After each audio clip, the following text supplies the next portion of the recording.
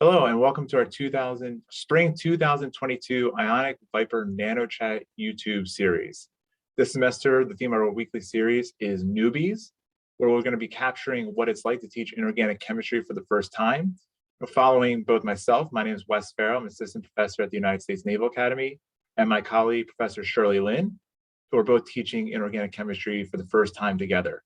Usually we have a host who is a more experienced teacher interview us and hear about how it's going. But this week we're joined by Patrick Lutz from Oberlin College, who is also teaching inorganic chemistry for the first time. So Patrick, thanks for joining us. And I'm curious, this is your first time teaching inorganic chemistry. What is your experience with inorganic? Yeah, thanks. I'm excited to be here. So my background, in some ways, it sounds like is maybe similar to Shirley, in that I'm an organic chemist is how I would consider myself, and I have a reasonable amount of teaching experience, but up to this point, it's pretty much all been in the world of organic chemistry. I do have some background. So in grad school, I did sort of cross-coupling, organometallic stuff. So some inorganic or inorganic adjacent stuff there. So it's not completely sort of out of left field. But I found out about a year or so ago I'd be teaching inorganic this semester, and so that's sort of when I think the day I found that out, I went immediately and sort of signed up for Viper, because I figured I'd need all the help I can get, and having sort of all those resources has been super useful as I've been sort of planning and working my way through the course. Yeah, so tell us a little bit about how your course runs at Oberlin. And, our course, the one that Wes and I are doing, is exclusively like a junior level course, and all the majors have had the same prerequisites and everything. But I believe yours is a little bit different. Yeah, so it's a foundation level, 200 level, I guess, inorganic chemistry course. So I have about 30 students, and so we meet for 3 sort of 1-hour lecture meetings a week, and there's also a lab component associated with it. But yeah, as you were saying, I think one of the big differences between our courses, your sort of collection of students is much more homogeneous than mine. So I have students ranging from first year students who haven't even had organic chemistry yet; they've only had general chemistry. Up through seniors who have probably taken just about every other chemistry class that the department offers. So that's definitely a little bit of a challenge maybe that I've faced that you haven't, is just having such a broad range of experiences, and trying to figure out how to best serve the needs of such a broad student base. And you mentioned you've been mining Viper for materials. What kind of materials have you been using? Are you using any like literature discussions? How are you getting the students involved, and how are they responding to what you've been bringing in? Yeah, so I haven't done too many sort of literature discussions per se, but lots of other sort of activities for Viper. Some of them I think you mentioned you'd use, so I made a list. So I used sort of the what is inorganic activity that I think Amanda Regg maybe was the one who sort of posted that. There's the review of atomic orbitals. That I think many Viper people have had sort of a hand in. And sort of the interesting thing to note there is I actually did that activity as a student many years ago.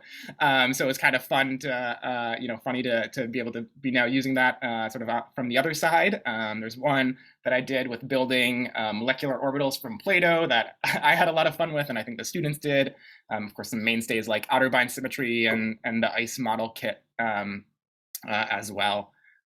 So yeah, quite a few Viper activities, and I would say, I've had, the students have adapted, I think, really well to doing the group work. I had a little bit of an advantage in that about half of the students in my class I had last year for organic chemistry, and that was taught as a remote course due to the pandemic, and so I had a flipped class, and so there was lots of sort of group work involved in there. So even though I'm not doing a flipped class this semester, I think some of the students at least came with the expectation, having had me for that class previously. So I think that helped. And the other thing is I made very sure to start off. So the first 2 days of classes were pretty much all sort of group activities.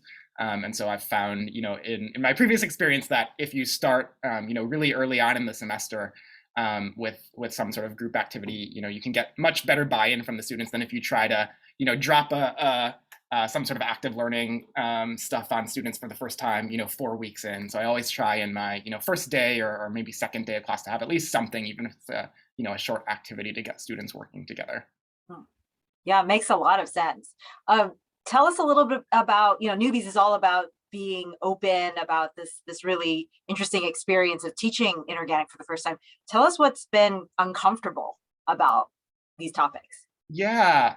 So I think, one thing that I think I've sort of picked up on, from being on the Viper Discord and hearing some of these conversations over the past year is that pretty much everyone who teaches inorganic has some topic in the course that they're less comfortable with than others, right? And depending on the or many, right? Or many. Depending on the background of the instructor, right?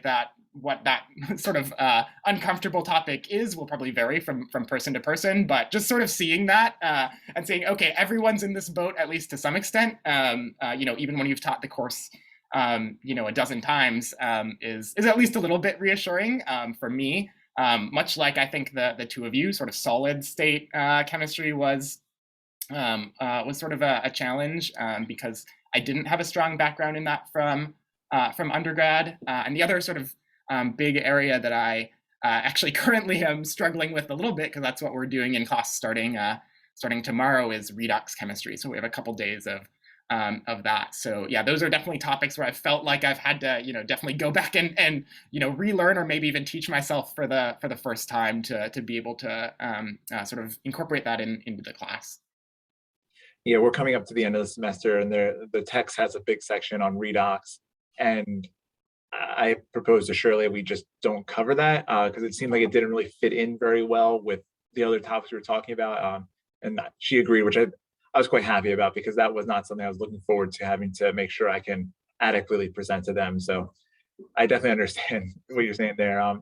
So are you going to teach this course again? And if so, like what lessons have you taken from this first semester? What are you going to do differently? I've got a laundry list of things that I'm going to do the next time I do it, but I'm curious to hear about you.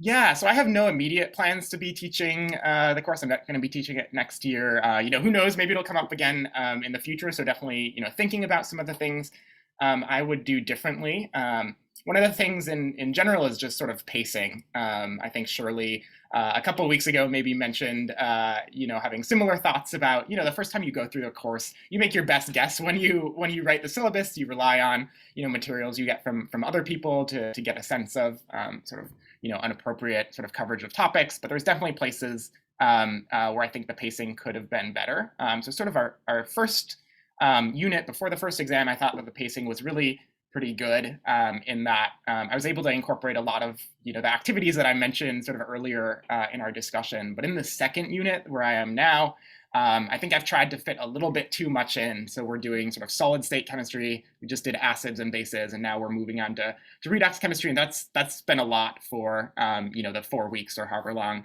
it is. I think that's most evident in the fact that, we're going to get through all the stuff I wanted to get through more or less, but that we've just done a lot less group work and active learning activities than I would have liked. So that's an area where maybe the next time through I would decide, okay, well, even though I'd like to teach all of these topics, maybe, I'm willing to sort of sacrifice one like redox chemistry, like you were doing for your course, right? Just to give us more time to really sort of give students a solid foundation on the other topics that we're covering. So that's the there's other things certainly I would change, but that's sort of the biggest one in my mind right now.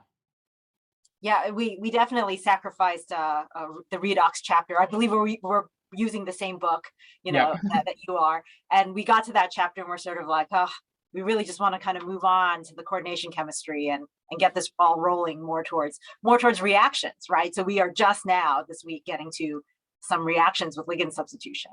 Yeah, I'm looking forward to our schedule is running a few weeks behind yours, and so I'm really looking forward to getting to coordination chemistry in a couple of weeks as well.